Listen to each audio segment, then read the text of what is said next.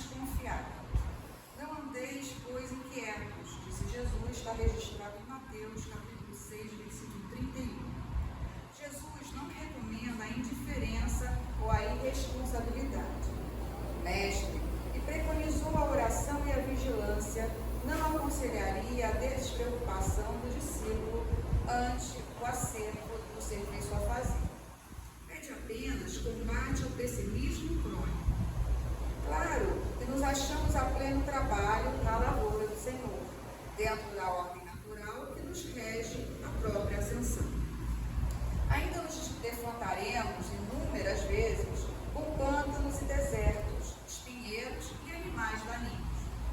Urge, porém, renovar atitudes mentais na obra a que fomos chamados, aprendendo a confiar no divino poder que nos dirige. Em todos os lugares há derrotistas intransigentes. Sentem-se nas trevas, ainda mesmo quando o sol fulgura luzente. Enxergam baixeza nas criaturas mais dignas. Marcham atormentados por desconfianças atrozes e, por suspeitarem de todos, acabam inabilitados para a colaboração produtiva em qualquer serviço nobre. Aflitos e angustiados, desorientam-se a propósito de mínimos obstáculos, inquietam-se com respeito a frivolidades de toda sorte, e se pudessem, pintariam o firmamento a cor negra, para que a mente do próximo lhes partilhe a sombra interior. Na terra, Jesus é o Senhor que se fez servo de todos, por amor, e tem esperado nossa contribuição na oficina dos séculos. A confiança dele abrange as eras, sua experiência abarca as civilizações, seu devotamento nos envolve há milênios. Em razão disso, como adotar a aflição e o desespero se estamos apenas começando a ser úteis? Então, a gente agradece a Deus, nosso Pai, ao divino Mestre Jesus, aos bons espíritos aqui presentes, a permissão de nos encontrarmos para mais esse estudo. E que a gente faça, como nos sugere a leitura de harmonização, que a gente esteja sempre pronto, disposto para o serviço que nos aparece, e com boa vontade, com bom ânimo, com alegria. Pedimos também aos bons espíritos que iluminem a nossa irmã Terezinha, que nos traz o assunto de hoje, para que ela passe tudo que nós precisamos ouvir. Que assim seja, graças a Deus.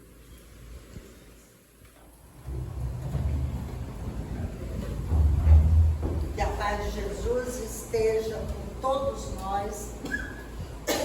É sempre uma alegria estar aqui. E eu gostei do término da mensagem, como adotar a aflição e o desespero se estamos apenas aprendendo a ser úteis. Gente, às vezes a gente se desequilibra, a gente, ou no centro, diz assim, não, já trabalhei muito, já dei a minha cota, tal, estou cansado, deixa para outro. E estamos apenas começando a caminhar, estamos apenas começando a aprender. André Luiz, nos seus livros, diz que o trabalhador já é considerado, como diz assim, efetivado depois de 10 anos na tarefa. Então, às vezes, a gente mal começa, não, quero outra coisa. Claro que tem circunstâncias, Você é necessário em outro lugar, mas lembrar sempre de Paulo de Tarso. O que é isso que eu faço? O que é que precisa? E vamos continuar trabalhando bastante.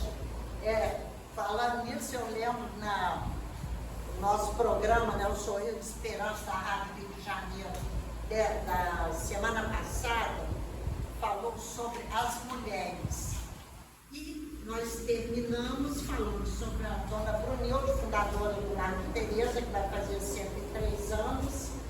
Está em casa, caiu, quebrou o fêmur e tudo já há algum tempo, mas está bem.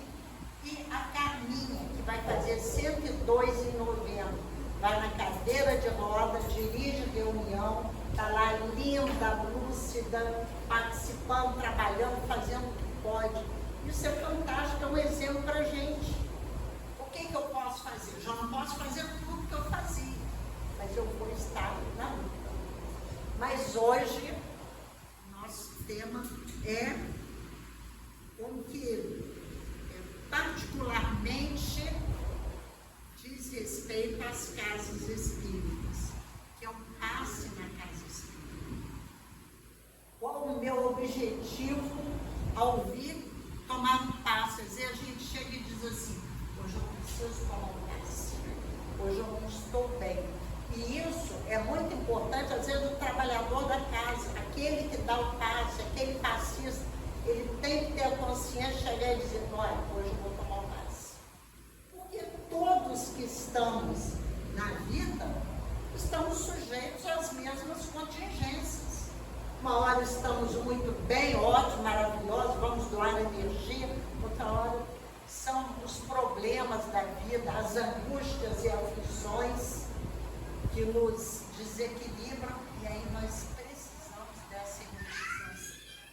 Mas a gente lembra que Allan Kardec era um magnetizador. Ele começou a conhecer a doutrina espírita aos 50 anos. Aquela coisa do movimento das mesas girantes. Ele falou, tá bom, eu posso fazer a mesa girar com a força do meu pensamento, com a minha energia. Mas aí falaram que ela falava. E ele foi se interessar e codificou a doutrina. Mas Kardec, ou o professor Rivalho Kardec, conhecia bem o magnetismo. E ele trouxe para a doutrina espírita muitos desses conceitos. Ele dizia que o magnetismo e o espiritismo são complementares. E, inicialmente, eu fui na questão número 70, que não fala especificamente sobre isso, fala sobre a vida e a morte.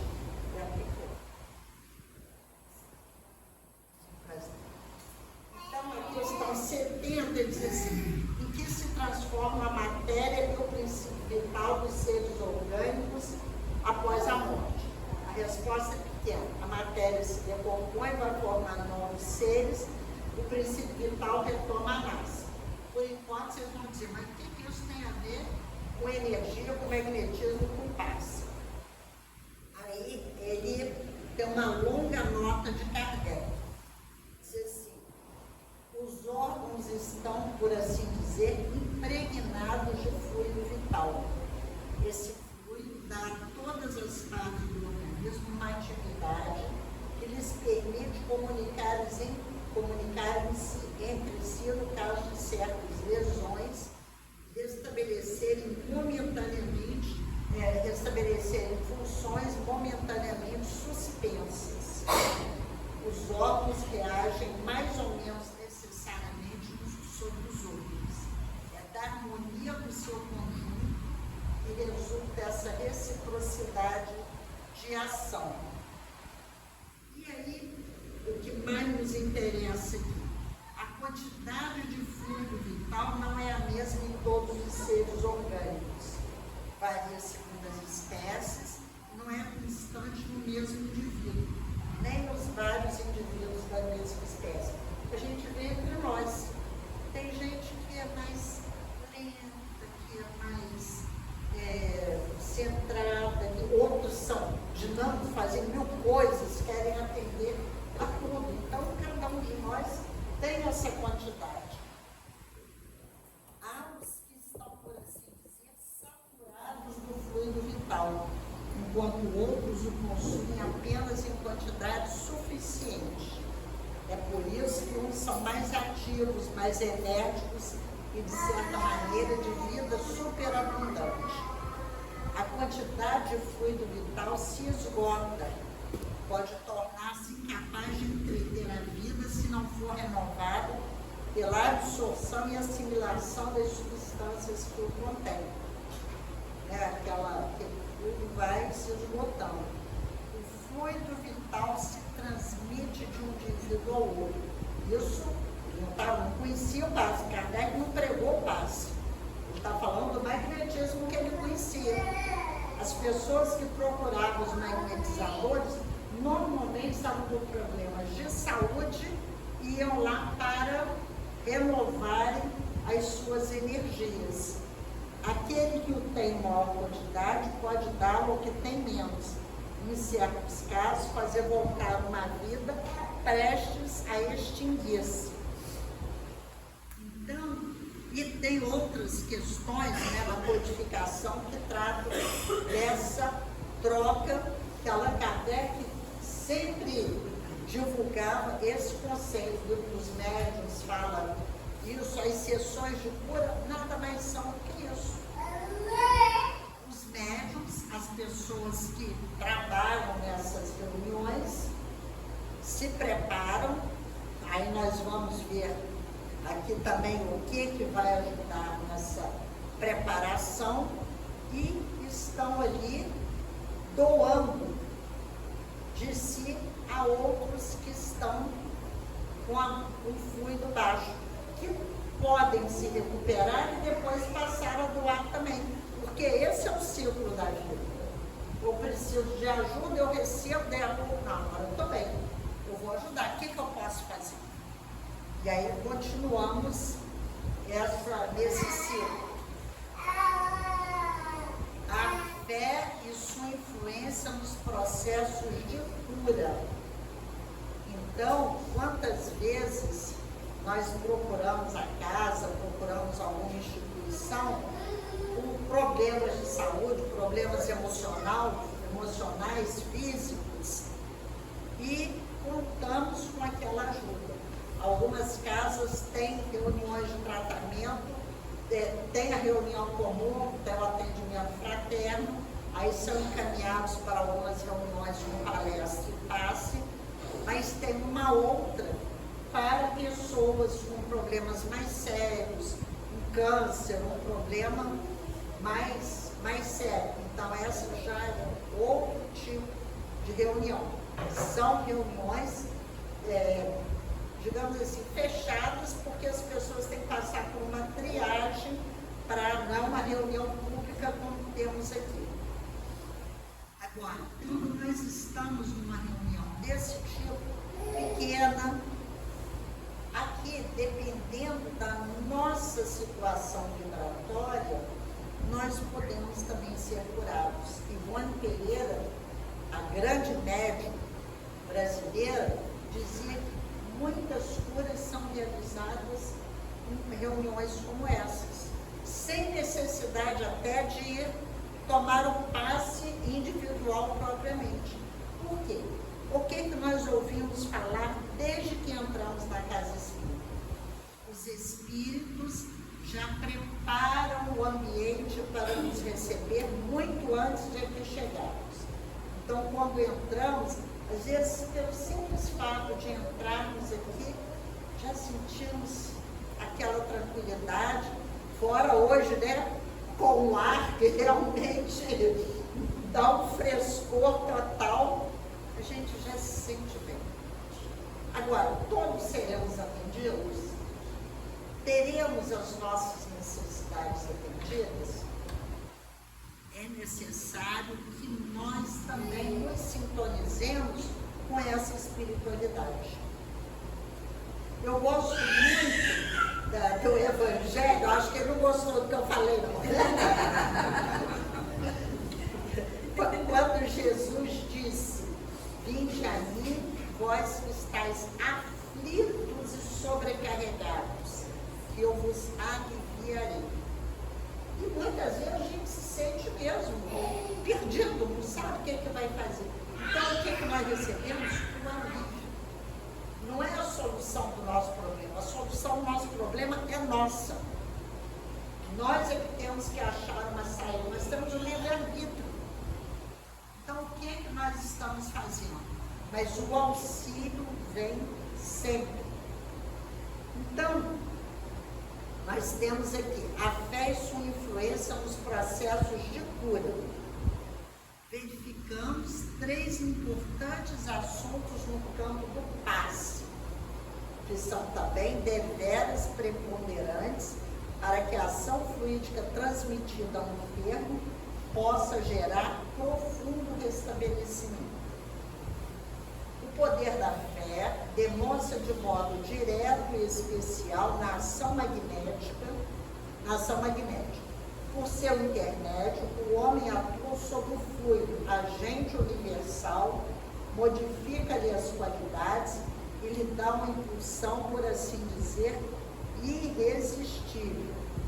Na Gênesis, tem, se não me engano, o capítulo 14, um capítulo inteiro falando dos fluidos.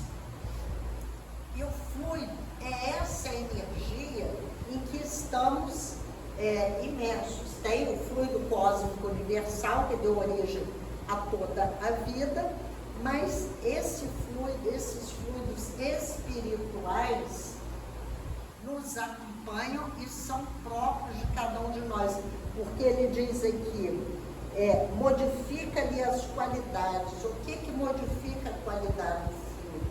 O fluido é neutro. Sou eu que vou dar a ele a característica que eu possuo e que eu posso dar. Se eu penso no bem, eu desejo o bem, eu me posto na frente da pessoa com as mãos estendidas e tiro lá do fundo o que eu tenho de melhor para mandar para ela, ela será beneficiada. Mas é necessário que ela esteja receptiva, porque aqui fala, a fé e sua influência, porque muitas pessoas podem estar no centro até tomando passe, até trabalhando tudo, mas estão aqui pensando, esse negócio é chato, não acaba nunca, deixei o feijão no fogo, o que eu vou fazer? Então a pessoa está refratária, ela como que faz um muro, uma corrente de proteção para esse socorro não chegar até ela. Então é muito importante, se queremos receber algum benefício, que nós melhoremos a nossa sintonia. E isso é feito primeiro pela oração, né? E aquela eterna questão que a gente repete sempre, a 919 do Livro dos Espíritos, que fala do conhece-te a ti mesmo. Às vezes, inconscientemente, a gente já está emitindo um pensamento negativo, está naquele momento, naquela situação, aí você começa, aí para, respira e modifica. Quando a gente se conhece, a gente consegue ter essa percepção. É tudo lento, não é de uma hora para outra que nós vamos nos modificando, nos conhecendo, é lento. Aí continua. Daí decorre que aquele que é um grande poder fluídico normal, eu tenho uma grande quantidade de fluido, junta a fé pela só força de sua vontade dirigida para o bem, operar esses fenômenos singulares de cura e outros mais tidos antigamente por prodígios, milagres, mas que não passam de uma lei natural. Então, juntar, não precisa de nada excepcional, não precisa de poder sobrenatural nenhum. Eu tenho essa energia toda em mim e tenho a fé. Eu vou ali fazer aquela atividade quando o meu coração nisso. Ele diz, foi por isso que Jesus disse aos apóstolos, não sei se vocês lembram, o pai foi procurar os apóstolos porque o filho tinha problemas, estava sob o domínio do obsessor, que era uma coisa terrível. Os apóstolos não conseguiram escolher aquele obsessor. Aí Jesus chegou, ordenou que ele saísse e ele foi. Aí os apóstolos não entenderam. Vem cá, nós fizemos tudo o que o Senhor nos ensinou. Por que o Senhor conseguiu Jesus vai dizer o seguinte: se não curais, foi porque não tendes fé. Essa raça de espírito só se tira com muito jejum e oração. Mas o que é o jejum? A gente durante muito tempo entendeu que era aquela coisa, agora está na quaresma, né? Muita gente, na quaresma eu gosto de um vinho, mas eu não bebo vinho. Eu gosto de chocolate, mas eu não como chocolate, não como carne. São os sacrifícios, o jejum que a gente entendia. Mas a doutrina espírita veio nos ensinar um outro tipo de jejum, dos nossos vícios. Esses dias eu estava na acupuntura e a médica virou para mim e disse assim: essa semana eu fiz o propósito de não reclamar. Quando eu ia chegando na secretária para fazer uma reclamação, eu lembrava e voltava. Coisa pequena, coisa do dia a dia. Mas ela falou essa questão, mas tem outras. A gente ser indelicado com o outro, a gente ser indiferente às pessoas. Meu problema é imenso, todo mundo tem que participar, mas o do outro é o do outro. Então são pequenas coisas, nosso orgulho, nosso egoísmo, que ainda são muito fortes, tudo para mim, e se sobrar, vai para o outro. São essas questões diárias. E oração, que também se confunde com aquela questão da gente ficar sempre ajoelhado, rezando, ficar horas rezando. Não é isso que a doutrina espírita nos fala. A oração deve ser um modo constante de viver. A gente faz a oração de manhã, quando levanta, à noite, na hora de dormir, nas reuniões, em algum momento especial, e passa o dia no trabalho corretamente. Na nossa função profissional, a gente não vai estar no nosso ambiente de trabalho se ajoelhando lá, fazendo louvação, mas a gente faz agindo no bem, trabalhando no bem, mostrando a excelência da nossa crença. Porque se a gente ainda entende que ela só serve para o tempo, precisamos de aprender mais. Mas aqui continua o nosso texto, que foi tirado do capítulo 14 da Gênesis, dos fluidos, o item 33. A ação magnética pode produzir-se de muitas maneiras.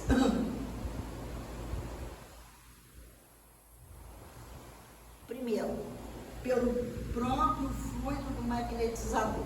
É o magnetismo propriamente dito, ou magnetismo humano, cuja ação se acha restrita à força, sobretudo à qualidade do fluido. Eram os que os magnetizadores antigos acreditavam.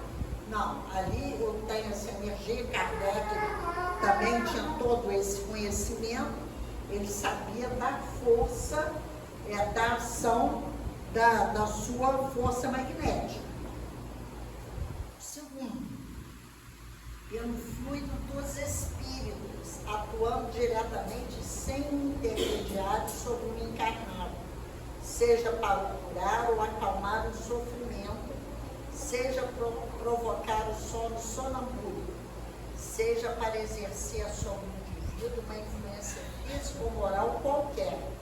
É um magnetismo espiritual, cuja qualidade está na razão direta das qualidades do espírito. Isso nós vemos muito nos livros que nós recebemos, André Luiz, Ivone Pereira, que o encarnado pede uma ajuda, está necessitado, e vem o espírito diretamente ali tratar. Nós sabemos que em ambientes hospitalares, também em prisões, todos os lugares que tem sofrimentos, tem aquela equipe espiritual atuando ali, socorrendo a todos indistintamente. Então ali o espírito usa a sua energia, a sua vontade beneficiar aquele encarnado. E temos também a ação magnética, pode ser pelos fluidos que os espíritos derramam sobre o magnetizador. Então, eu estou dando passe, mas o espírito está ali mandando através de mim essa energia, que serve de veículo para esse derramamento. É o magnetismo misto, semi-espiritual, ou, se eu preferir, humano-espiritual. Combinado com o fluido humano, o fluido espiritual imprime qualidade de que ele carece. Então, eu vou dar paz, eu não tenho toda aquela energia que aquela pessoa está precisando, mas o espírito supre a minha carência. Por quê? Porque eu me preparei, eu estou ali de boa vontade, eu estou com o coração limpo e desejando todo o bem para aquela pessoa. E tais circunstâncias, o concurso dos espíritos é a miúde espontâneo, porém, a mais das vezes provocado por um apelo do magnetizador. Então, eu acho muito interessante essas questões, esses estudos, porque a gente acha que tudo é fácil, né? A gente está no centro, a pessoa vem, toma um passe, até tem gente que fala que é passe. Aí você pergunta, mas você está precisando tomar um passe? Ah, não, estou armazenando, porque a hora que eu precisar, eu já tenho, já está lá, minha poupança está lá. Às vezes eu posso contribuir para o trabalho.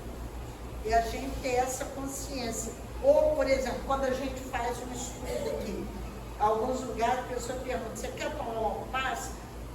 Eu já fui beneficiada. Que apesar de eu não ter mediunidade ostensiva, a gente, quando se propõe a fazer um trabalho, a espiritualidade assiste. E tem esse livro que eu gosto muito, é o Passe, Magnetismo Curador, do Lamartine Palhano Júnior e da Dalva Silva Souza. O Lamartine já desencarnou e ele era um pesquisador do Espírito Santo. Ele tem vários livros muito interessantes, tem a Teologia Espírita, tem o Lexo Kardeciano, tem vários livros muito ligados à questão de mediunidade e de magnetismo, de paz, de reuniões mediúnicas. No capítulo 8 aqui ele fala do passe magnético. Cito uma passagem de Marcos: e rogava-lhe muito, dizendo, minha filha está moribunda, rogo-te que venhas e imponhas as mãos para que sare e viva. Então, nós vemos no Evangelho, tem várias passagens assim. O centurião pede que Jesus vá, e a filha que também estava morrendo, porque sabiam da grande força que ele tinha, não sabiam por que ele podia mais do que os outros. Hoje nós sabemos, porque o Espírito Superior, questão 625 do Livro dos Espíritos, o Espírito mais puro que veio à Terra para nos servir de modelo e guia, ele tinha toda essa potencialidade que conhecia a nossa alma. Não esperava que fôssemos mais do que já éramos. E aqui ele vem falar, né? O passe, André Luiz e Mecanismos da Mediunidade, o passe como gênero de auxílio invariavelmente aplicável, sem qualquer contraindicação, é sempre valioso no tratamento devido aos enfermos de toda a classe, desde as criancinhas tenras aos pacientes em posição de provecta na experiência física, os mais idosos, né? Ele usa de dar um sinônimo mais delicado e dizer assim, em qualquer circunstância, em qualquer tipo de passe, que nós já vimos os tipos, né? os recursos empregados serão escolhidos pelos mentores espirituais que atuarão sobre a necessidade do paciente. Por causa disso, o passista deve cultivar em si a boa vontade, a fé, a prece, mantendo-se sempre nas faixas superiores do pensamento, abolindo qualquer expressão de vaidade. Então, nós vamos percebendo que o trabalho que o passista precisa de fazer em si para estar ali atendendo. Às vezes as reuniões têm 4, 5 pessoas e tem muitas vezes 4 passistas. Cada um desses trabalhou em si todas essas qualidades. No dia então que vai ter a reunião, se prepara mais para chegar aqui com o coração pacificado. Diz assim, a oração é o grande recurso com o qual o passista contará para manter-se em estreita relação com o alto. Então, por isso que para-se na frente da pessoa que vai receber o passe, fica um pouco que ele está fazendo aquela oração, se ligando espiritualmente ao receptor para que ele receba aquilo que ele necessita. Deixa eu ver esses dois aqui. Aqui vem falar no capítulo 16, especificamente sobre o passista. E Deus, pelas mãos de Paulo, fazia maravilhas extraordinárias. Então, o que ele diz? Precisa de estudar. Allan Kardec, no livro dos Médiuns, ele diz que não se deve pôr, por exemplo, uma pessoa numa reunião mediúnica, uma reunião de intercâmbio com o mundo espiritual, sem que ela conheça o mecanismo daquela comunicação. Então é importante, quando eu vou começar a ministrar o passe, ter alguma noção do que é o passe, como ele age, qual é a minha função ali. Lembrar que os Espíritos disseram para Allan Kardec: Espíritas, amai-vos e instruí-vos. A instrução do mundo, claro, é útil e necessária, mas a instrução sobre essas relações do mundo material com o mundo espiritual. Fala do aprimoramento moral. Quer dizer, segundo Emmanuel, o médium passista receberá sempre de acordo com as atitudes que adotar perante a vida. A gente falou da questão 919A, que aí o Kardec pergunta, né? Como já desta vida e me melhorando e resistir às tentações do mal. Ele se conhece a ti mesmo. Mas aí Kardec fala, como é que eu vou me conhecer? Que eu me acho linda, maravilhosa, perfeita. O outro é que é errado. Se eu perdi a paciência, porque ela me provocou. Se eu fiz isso, foi porque a outra me prejudicou. Eu não. Então, o que é uma longa mensagem de Santo Agostinho, em que ele fala assim, faça-se perguntas. Por que você reagiu assim? O que o outro tem a ver com isso? Se você não estivesse descontrolado, você não tinha reagido daquela forma. Então, isso é muito complexo, porque é difícil a gente aceitar as próprias imperfeições. A pessoa chega para o outro e diz assim, você é muito orgulhoso. Assim, eu não, de jeito nenhum. Eu sou cioso da minha posição. Eu tenho que manter, afinal de contas, o respeito. Então a gente vai usando dessas metáforas para não se ver. Isso é importante. A criança, desde a criança pequena, uma vez uma pessoa do Lar de Teresa, que é autora de livro infantil juvenil, ela viaja o Brasil inteiro fazendo palestras para jovens, crianças e jovens. Aí ela diz, o jovem e a criança não estão sendo ensinados a trabalhar os próprios sentimentos. Brigou no colégio, teve alguma repreensão, chega em casa, o que a reagiu assim. Então, desde pequena, a criança se acostumando a se conhecer, para não vermos essas cenas lamentáveis de pessoas, pô, você dá uma encostada, a pessoa já vai, agride, mata, porque não sabe lidar com essas questões. Então, esse aprimoramento moral é indispensável, porque é essa vigilância sempre que devemos ter com as nossas atitudes. O cultivo da oração, que já foi dito atrás, a alimentação adequada, pelo menos no dia da reunião, evitarmos coisas pesadas para o nosso corpo físico não estar sobrecarregado, pesado. Vamos ter uma refeição mais leve para agirmos adequadamente. Pontualidade. Isso é uma coisa que a gente aprende muito, que os espíritos têm uma organização enorme. A gente lendo, né, as obras, principalmente que a gente está estudando novamente a obra de André Luiz, tudo é organizado, tem distribuição de funções e eles têm os horários certos, que não pode, cada um chega a hora que quer, principalmente na casa espírita, onde o trabalho é voluntário, na maioria das vezes, né? Nós no Lar de Tereza temos alguns funcionários contratados, mas os demais somos todos voluntários.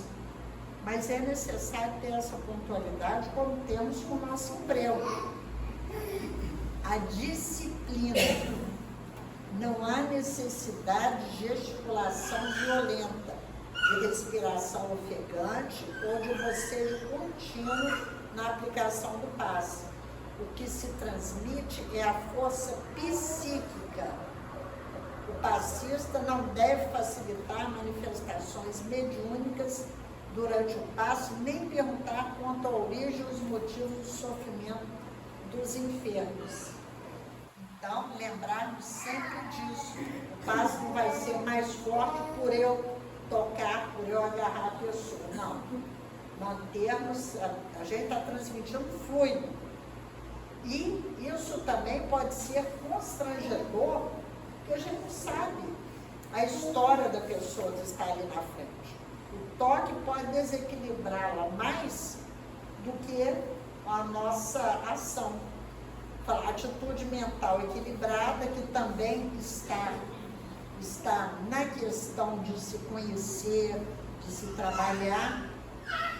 Ele termina esse item aqui falando assim: seja quem for o doente do qual te aproximes, compadece-te quantas vezes se fizerem necessárias, entendendo que é preciso aprender a ajudar o necessitado, de maneira que o necessitado aprenda a ajudar a si mesmo. Esse é um ponto fundamental, né? Como diz aquela frase: ajuda-te que o céu te ajudará. E aí eu trouxe também um texto do Emmanuel, que está no livro Cego, que é intitulado O Passe. Diz assim: ele tomou sobre si as nossas enfermidades e levou as nossas doenças. Pode ficar aqui, ele não atrapalha não. Meu amigo, o passe é transfusão de energias fisiopsíquicas, operação de boa vontade, dentro da qual o companheiro do bem cede de si mesmo em seu benefício. Se a moléstia, a tristeza e a amargura são remanescentes de nossas imperfeições, enganos e excessos, importa considerar como serviço do passe as tuas melhoras resultam da troca de elementos vivos e atuantes. Então, se o nosso mal, a nossa doença está no nosso desequilíbrio, a gente tem que estabelecer essa troca. A gente vai receber, mas a gente tem que doar de si para se melhorar. No clima da prova e da angústia, é exportador da necessidade e do sofrimento. Porque Manuel diz, né, às vezes, a dor é a dor auxílio. É a dor que nos faz despertar. Enquanto a vida está correndo mansa, tranquila, gente, vou gozar a vida, vou aproveitar, está tudo bem. Aí quando vem a dor, a gente dá toma aquele susto e aí vai modificar a trajetória. Na esfera da prece e do amor, um amigo se converte num instrumento de infinita bondade para que recebas remédio e assistência. Olha que coisa linda. Nesse momento da dificuldade, vem esse amigo, aquele que vai nos doar o passe para que recebas remédio e assistência. Aí Emmanuel nos chama, ajuda o trabalho de socorro aqui mesmo, com o esforço da limpeza interna. É essa troca. O passista vai me beneficiar, a casa vai me dar todas essas condições, mas eu tenho que fazer a minha parte. O que eu estou fazendo para me melhorar? Quantas vezes a gente ouve a pessoa dizer, frequento o centro há 10, 15 anos, não vou lá mais não. Eu vou, assisto palestra, tomo passe, não adianta nada, eu não melhoro, continuo com problemas. Vamos continuar com problema. Casa nenhuma vai resolver os nossos problemas. Uma coisa que o Palhano põe aqui também. Jamais a casa espírita pode prometer, a pessoa chega angustiada, promete assim, nós vamos resolver o seu problema. Não vamos. A gente vai dar, vai ajudar, vai ficar junto, abraçar, chorar junto, tudo. Mas o problema é de cada um de nós. Porque, como ele diz assim, no clima da prova e da angústia, que todos nós passamos, planeta de provas e expiações, ninguém está livre. Uns mais, outros menos, existem aqueles que a gente considera felizes. Você olha para a pessoa e diz, poxa, não tem problema, ganha bem, tem um bom emprego, é bonito, bem casado, tem tudo o que quer, não tem problema, ilusão. Todos temos, e talvez a prova dele seja essa. O que ele está fazendo com tudo isso que recebe da vida? O que nós estamos fazendo? Então é necessário que a gente se acostume a fazer essas reflexões. Esquece os males que te apoquentam, desculpa as ofensas de criaturas que te não compreendem, foge ao desânimo destrutivo e enche de simpatia e entendimento para com todos os que te cercam. E aqui tem um item, né? Desculpa as ofensas. É o item do perdão, que é uma coisa dificílima. Teve uma vez no lar de Teresa, no estudo, no grupo do GIES, dirigido pelo Luiz, o Rafael que me contou isso. O GIES é o Grupo de Integração do Estudo Sistematizado. Depois que a pessoa faz toda a codificação, aí entra no GIES. E lá eles escolhem os temas. O grupo vota, o que você quer estudar? Perdão, casamento, filhos. Aí a opção de gente fala e faz a votação. E foi escolhido o perdão. E o Rafael disse que essa pessoa não estava quando foi escolhida. Quando ela voltou no próximo encontro, ela entrou na sala e viu que o tema escolhido tinha sido perdão. Ela ficou com tanta raiva que ela levantou e saiu imediatamente. Eu não aguento mais, vocês vão estudar isso outra vez? E foi embora e não voltou mais. Então, para a gente ver quando é um ponto delicado em nós, como é difícil nós nos trabalharmos e vermos aquele que às vezes nos deu uma rasteira brava como irmão e conseguindo perdoá-lo. E como está no Evangelho, não é ser amiguinho outra vez, porque não vai ser. A confiança já foi embora, mas não desejar o mal. Só isso já é o bastante. O mal é sempre a ignorância, e a ignorância reclama perdão e auxílio para que se desfaça em favor da nossa própria tranquilidade. Aí aqui eu lembrei da frase do Evangelho também, ajuda-te que o céu te ajudará. Porque Jesus, quando ele diz, batei e a porta se abrirá, pedi e recebereis. É nosso empenho, a nossa força. Se eu fico parada, eu não estou agindo em meu favor. E se eu não ajo em meu favor, ninguém vai se abalar quanto a isso. Se pretendes, pois, guardar as vantagens do passe, que em substância é ato sublime de fraternidade cristã, olha só, purifica o sentimento e o raciocínio, o coração e o cérebro.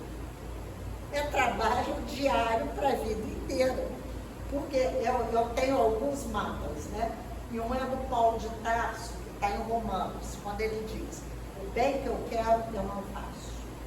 O mal que eu não quero, esse eu ainda faço. É isso aqui. A gente purificar o sentimento, o raciocínio, o coração e o cérebro. Tem hora que a gente está assim, em alfa. Vejo todo mundo como irmão, quero bem de todo mundo. Aí vem alguém, me dá um esbarrão, eu já... Acabou tudo aquilo.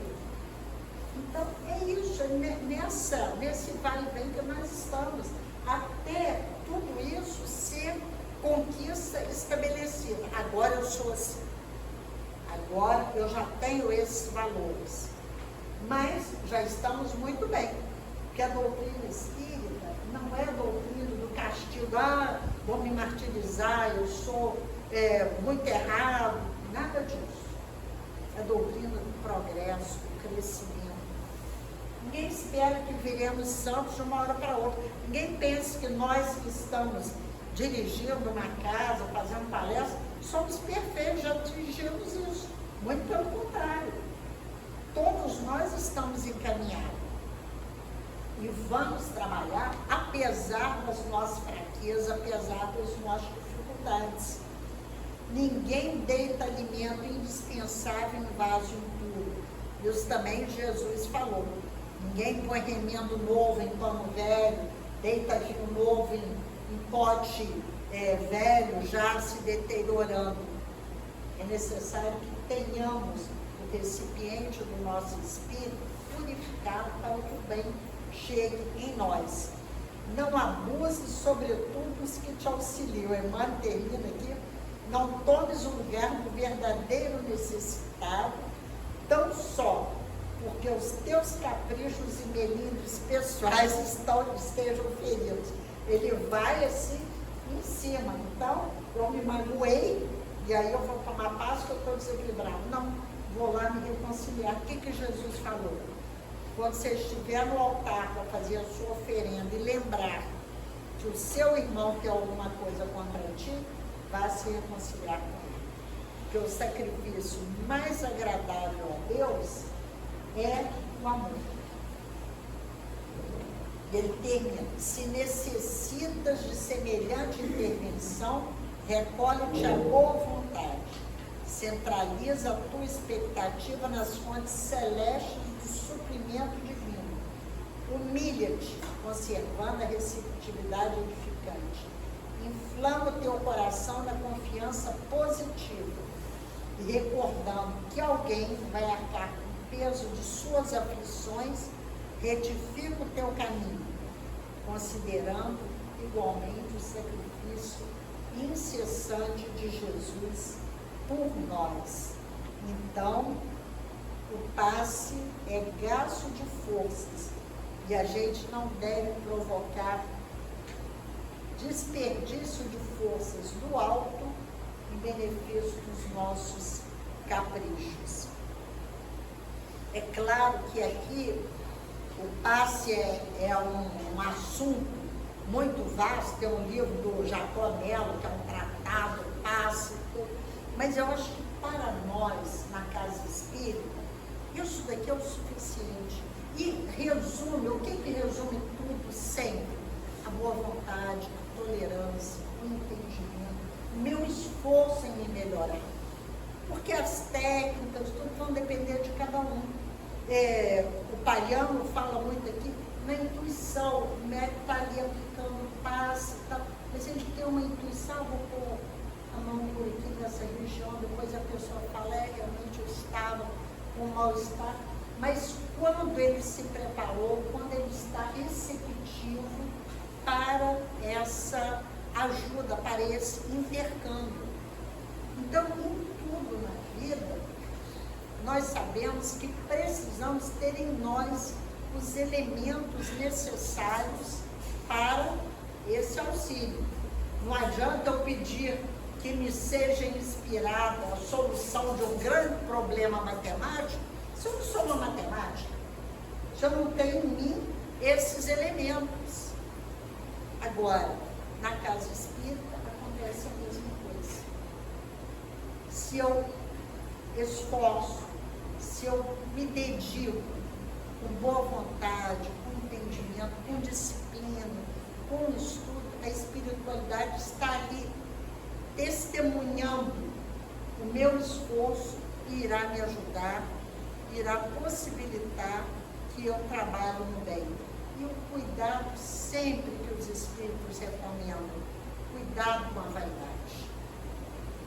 Porque acontece, no livro Aconteceu na Casa Espírita, narra vários casos ali, mas o médico começou a dar passe, as pessoas diziam que tinham ficado curadas, melhoradas, e vinha aquele anjinho lá de um lado e do outro, né, o não muito bom lá, dizer para ele, tá vendo? Você tem grande capacidade, você está perdendo tempo, não te valorizam, você é mais um ali. E a pessoa começou a se afastar.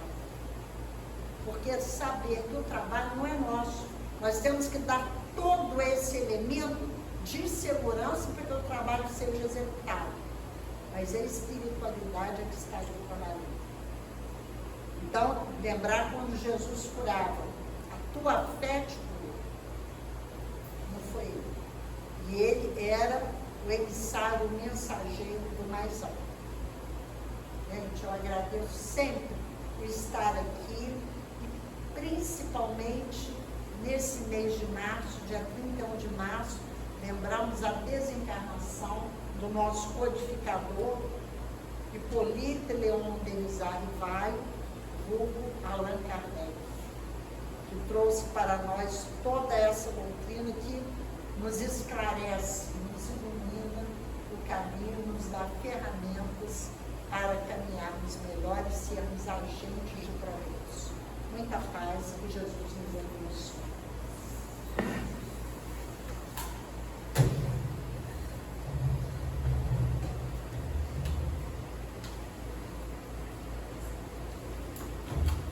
Então, vamos agradecer a Deus, nosso Pai, ao Divino Mestre Jesus. Muitas informações, certamente, para a gente levar, para a gente usar a nosso favor, na nossa melhoria, continuar buscando nos melhorar. E que tenhamos, Senhor, um dia de muita paz, uma semana tranquila. Assim seja, graças a Deus.